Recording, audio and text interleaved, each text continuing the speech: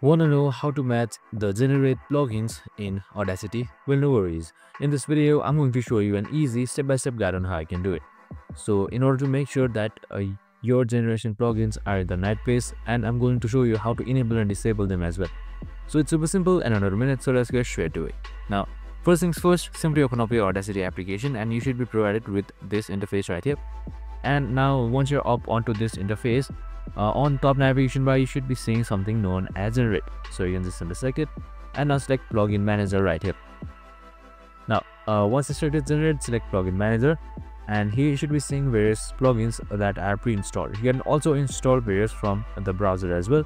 And now to enable and disable it is pretty simple as well. You can just simply select this checkbox right here and do it as you want. And that's it. I hope this video helped. If it did, make sure to like, subscribe and tune in with us for more of these videos. Have a nice day and see you in the next one.